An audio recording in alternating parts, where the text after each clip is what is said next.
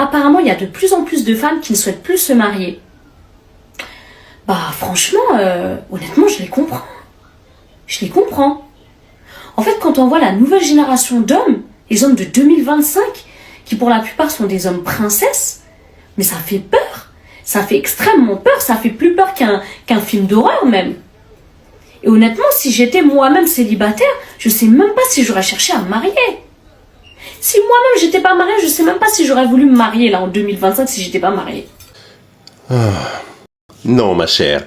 La question serait plutôt, si tu n'étais pas mariée en 2025, est-ce qu'un homme serait suffisamment fou ou abruti pour oser demander ta main?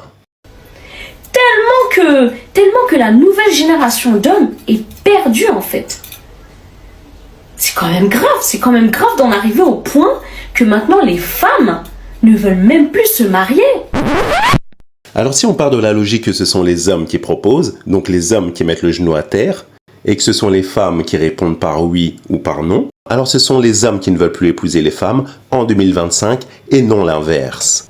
Ou ne veulent même plus. Bon après, le fait de ne pas... Stop it. Get some help. Est-ce que c'est dur d'envoyer un message qui dit « Je suis pas trop dispo, là je suis à la salle, je suis au travail et tout, je peux pas te répondre, je te réponds plus tard ». Ça prend littéralement 3 secondes de ta vie et ça fait passer ta copine d'un état anxieux, stressé à apaisé, safe, en confiance. Mon emploi du temps, contrairement au tien, est quelque peu chargé. Alors tu m'excuseras, mais j'ai ma série de développés couchés à finir. Et ça, vois-tu, ça n'attend pas. Et crois-moi. Non.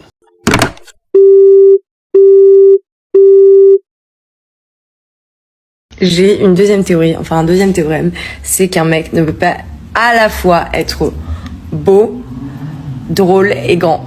Tout comme une femme en 2025 ne peut pas à la fois être belle, intéressante et avoir un body count qui ne soit pas à 2 chiffres. Comme toute bonne règle, il y a des exceptions, venez pas m'attraper, c'est juste basé sur les gens que je fréquente, etc. Et je suis bien content de te l'entendre dire.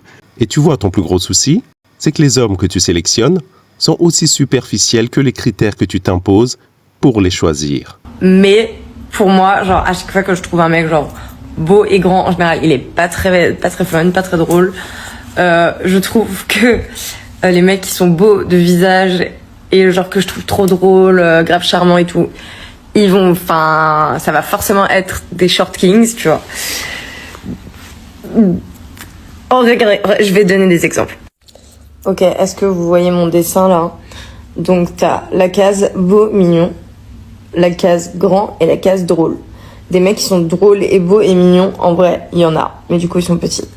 Des mecs qui sont grands et beaux, pas très fun. Et les mecs qui sont grands et drôles, en général, de visage, c'est... Je parle uniquement basé sur mon expérience, d'accord? Je sais qu'il y a des exceptions. Oui, mais comme tu l'auras deviné, ces exceptions ne sont pas encore atteignables pour toi. Alors si j'ai un conseil à te donner, continue sagement ton apprentissage avec tes hommes médiocres. Dans mes exceptions, il y a genre l'acteur Hugh Jackman, Matthew McConaughey. Alors c'est drôle parce que les acteurs que tu viens de citer ont non seulement accès à toi, mais aussi à toutes tes copines et aux mamans de tes copines. Congratulations, you played yourself. Alors, il y en a qui disent « Mais ta vie, elle est trop triste, regarde, t'as 42 ans. »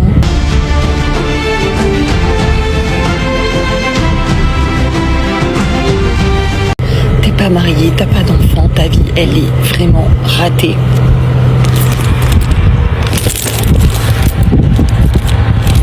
Ma vie, elle est ratée.